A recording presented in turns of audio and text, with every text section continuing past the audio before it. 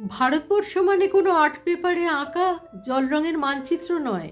ভারতবর্ষ মানে শুধু হর্ষবর্ধন কিংবা বাবরের বিজয় বার্তা নয়।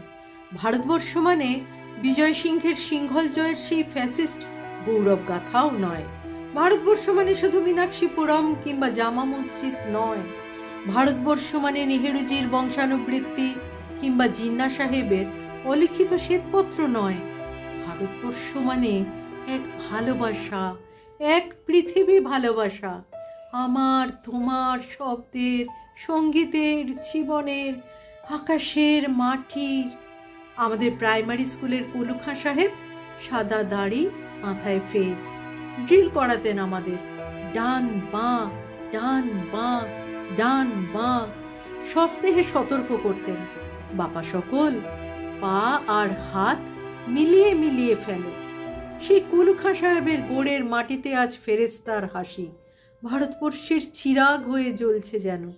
বজ্র মিয়ার হাতে, তার হাতের কর্ণিকে শিব মন্দিরের গায়ে কত ফুল কাটা, আর তার জোগাড়ে হয়ে মশলা মাখছে ঈশান বাউরি। নিয়ামত শেখ আর গোকুল মাহাতো জানেন এক পাটাতনে ধান ঝাড়ে।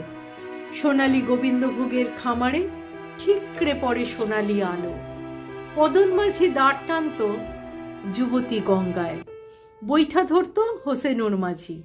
সামলে চলো মাঝি, সামুতে কাঁসা খাকির গান, সোরাবালির স্বর আর ঘূর্ণি জলার ঘাট। সামলে চলো। আমার ভারতবর্ষে কোনো গেরুয়া রাজনীতিবিদ কিংবা ইমামের নির্দেশিকা নেই। এখানে কোনো সংহিতা হাদিস ছাড়াই কোজাগরি চাঁদের অকৃপণ আলো পড়ে ঈদগার ওপর, আর রমজানি চাঁদ তুলসী মঞ্চের গায়ে পূর্ণ আলো দেয়। আমার ভারতবর্ষ মানে রবি ঠাকুরের মধ্যে নজরুল। আমার ভারতবর্ষ মানে রবিশঙ্কর আর আলী আকবরের যুগলবন্দি। আমার ভারতবর্ষ মানে গণেশ পাইন আর মকবুল ফিদার রঙিন ছবি। আমার ভারতবর্ষ মানে সৈয়দ মুস্তাবার প্রবন্ধ আর মন ভালো করা লালন ফকিরের গান। আমার ভারতবর্ষে আমি শুনেছি মোহাম্মদ রফির সঙ্গে লতাজির ডুয়েট, আজাহারের সঙ্গে সচিনের পাল্লা দিয়ে দৌড়।